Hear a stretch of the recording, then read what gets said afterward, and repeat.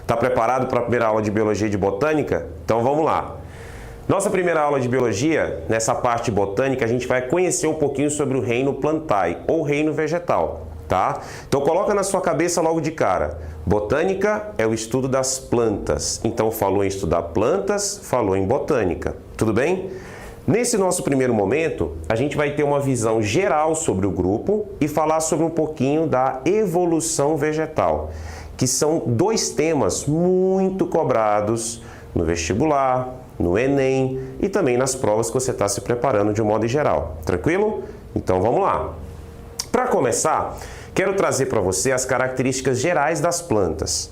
Características essas que você precisa saber, porque se você souber, você vai diferenciar uma planta de qualquer outro ser vivo. Tudo bem? Então, para começar, olha o que eu tenho. As plantas são seres vivos eucariontes, tá? Aqueles que têm uma célula complexa, com núcleo, com as organelas, tranquilo? São seres vivos que são pluricelulares, então toda planta é formada por mais de uma célula, na verdade por várias células, mesmo aquelas plantas que são consideradas muito pequenininhas, tá? Como as briófitas, que a gente vai ver depois. E toda planta é um ser autótrofo, ou seja, as plantas elas são autotróficas, tudo bem? Autotróficas do tipo fotossintetizantes, ou seja, dotadas de clorofila e capazes de realizar fotossíntese. Tudo bem?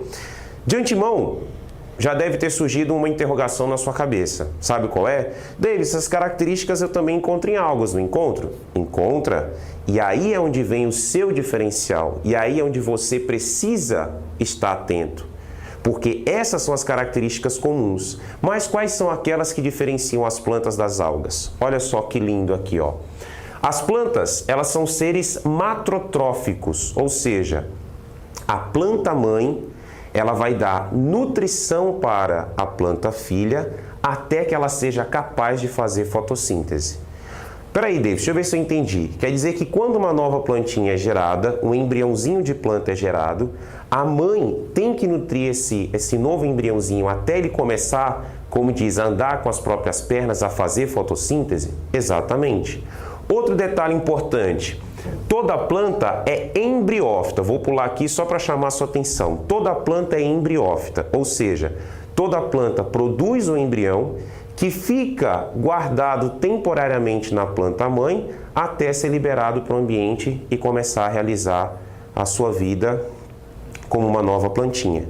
O que mais que eu preciso saber? As plantas, quando fazem reprodução, reprodução sexuada, ela sempre tem o que nós chamamos de ciclo diplobionte ou ciclo aplodiplobionte, que é aquele ciclo que envolve uma fase haploide e uma fase diploide. Em outras palavras, envolve um ciclo com gametófito e outro com esporófito, tá? Você que vai continuar as nossas aulas, você vai aprender tudo isso. Então, quero sua companhia até o fim, beleza? O que mais? As plantas têm adaptações à vida terrestre. Por exemplo, para se manter ereta fora da água, ou seja, no ambiente terrestre onde não há o empuxo, aí você vai conversar com o seu professor de física para ele te explicar, você vai assistir a aula de empuxo. Para ficar no ambiente terrestre, ela tem que ter tecidos de sustentação. A gente vai ver que as plantas, para poder melhorar a distribuição de água, elas vão desenvolver ao longo da evolução tecidos de condução. Elas vão ter que se revestir, se proteger. Então, na verdade, as plantas têm várias adaptações para essa vida terrestre. Entendeu? Então, esse bloco de características aqui são as características que diferenciam as plantas das algas. Porém, as plantas tiveram a sua origem a partir das algas. Acredita-se que as plantas vieram daquele grupo de algas chamadas de algas verdes, ou as clorofícias. Tranquilo? Agora, quem são os 4 grandes grupos vegetais? Olha só comigo.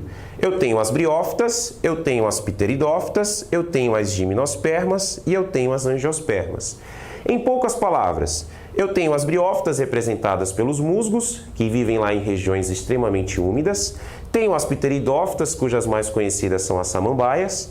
Tenho as gimnospermas, representantes mais famosos são os pinheiros. E tenho as angiospermas, que são todas aquelas flores, aquelas plantas que você conhece que produz flor, fruto e semente. Tranquilo? Continuando, eu quero agora que você tenha total atenção, porque esse desenho que você está vendo, né, esse nosso cladograma, é muito abordado em questões. Então fique esperto, fique atento que você vai entender, beleza? Então vamos lá. Primeiro eu quero chamar a sua atenção para o seguinte. Do meu lado de cá, você está vendo o ancestral comum. E essa linha que você está vendo passar, ela está indicando para a gente o tempo. Então imagine que é algo primitivo e aqui eu tenho algo que hoje é considerado o topo da evolução. Tranquilo? Vamos entender como que isso foi montado e qual é o objetivo de um cladograma. Observa só. Aqui eu tenho um ancestral comum e eu tenho as 3 características típicas daquele grupo que deu origem às plantas, ou seja, as algas verdes primitivas. Então o ancestral comum era eucarionte, pluricelular e autotrófico. Tudo bem? O que eu vou passar a adicionar agora no meu cladograma? As características que foram surgindo ao longo da evolução. E o surgimento dessas características fez surgir também uns novos grupos de planta. Tudo bem? Então observa só. O meu ancestral comum, ele deu origem às primeiras plantas. Mas lembra que para ser planta, o que eu preciso ter? A matrotrofia, que é o fato da planta-mãe nutrir o embrião. O fato de ser embriófita, toda planta é embriófita, ou seja, o embriãozinho fica guardado, protegido pela planta-mãe.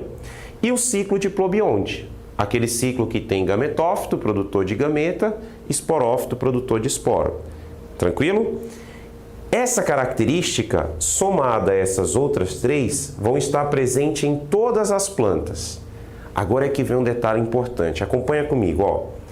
Quando surgiu ao longo da evolução os vasos condutores, os famosos xilema e floema, assim também quando o esporófito se tornou a fase dominante do ciclo, essa característica já não é compartilhada por todas as plantas. Como assim, Davis? Essa característica, quando surgiu, fez com que surgisse também o grupo das pteridófitas. Então, qual leitura que você vai fazer? Briófitas, pteridófitas, gimnospermas e angiospermas têm as 3 características do ancestral, mais a matrotrofia, o fato de ser embriófita e o ciclo diplobionte. Já pteridófitas, gimnospermas e angiospermas, ou seja, exceto as briófitas, além dessas características, também são vascularizadas, têm vasos condutores e têm o esporófito dominante. Tudo bem? Outra novidade surgiu na evolução. A presença do grão de pólen, estrutura que vai agora ser carregada pelo vento, tá? Levando a estrutura reprodutora masculina e a formação de um tubo polínico que garante uma fecundação sem a necessidade de água. E, além disso, a formação de semente. Essa característica só está presente nas gimnospermas e nas angiospermas. E quando eu penso nas angiospermas, por que eu posso dizer que elas estão no topo do processo evolutivo? Porque elas têm todas as características descritas e, além do mais, são plantas que produzem flores e frutos. A flor serviu para que as plantas tivessem um aliado muito importante na reprodução, os animais. São atraídos pelo perfume das flores, são atraídos pelo néctar e ajudam as plantas a transportar o grão de pólen de uma para outra, já que as plantas são seres fixos no solo, tá? E além disso, o fruto. O fruto agora protege a semente, atrai animais que comem o fruto e espalham a semente. Então, essa é a linha de evolução das plantas. Tranquilo? Bem, essa é a nossa primeira aula de botânica. Você está convidado a continuar com a gente, acompanhando todas as aulas. Desejo a você sucesso e até o próximo encontro. Tchau.